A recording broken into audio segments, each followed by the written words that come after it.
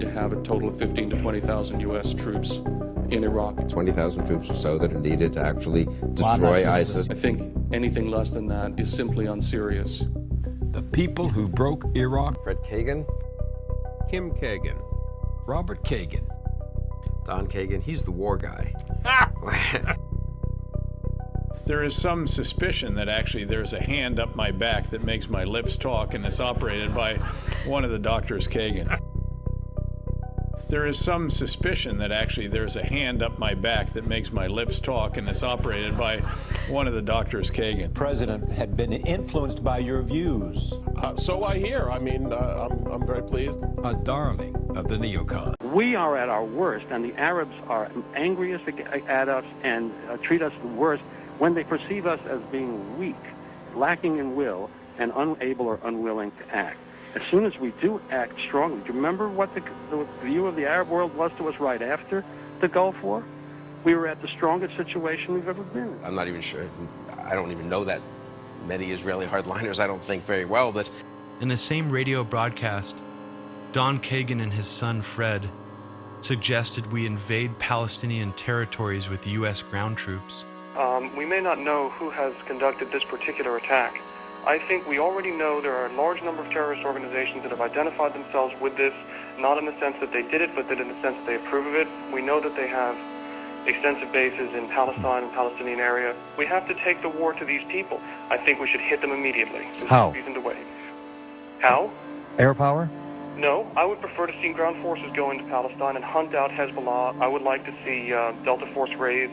I would like to see the full panoply of covert operations. But I would also like to see American ground forces deployed into Palestine to restore peace in that area. One key place is certainly the Palestinian Authority. These guys are at the center of all sorts of terrorist organizations that we've seen. Well, now, what does that mean, again, in terms of it means military force? Absolutely.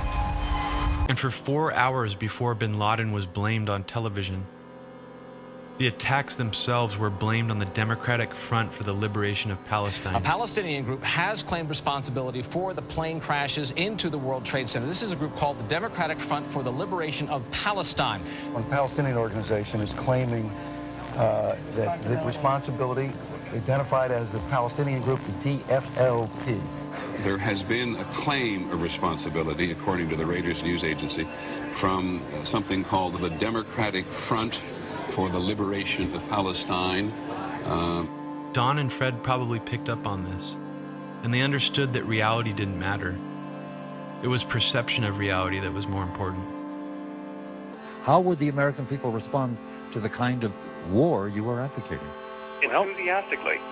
Enthusiastically, you said. I believe that they would. There's every evidence that the American people are right now very enthusiastic for attacking the sorts of people who are capable of even... To the future of the world order.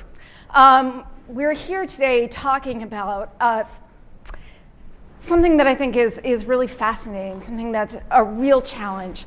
The ways in which the environment around us, the international environment around us, is changing and presenting new threats, new ways of warfare, and new requirements for statecraft.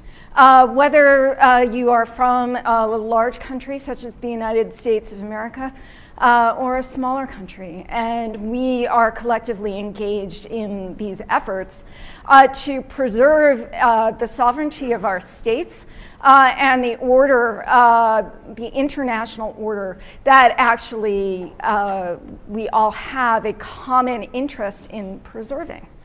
What I'd like to do today is talk to you about two threats that are very much on our mind as threats to that international order.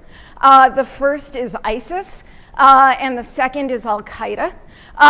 We talk about the first, ISIS, quite a lot these days, and we have had a tendency to forget the second. And I'd like to talk about the strategies of each group, how these groups are presenting themselves and readying themselves, and then how you and all of us need to approach the challenges that they present, particularly in a world where we're also starting to see the reemergence of great power struggles.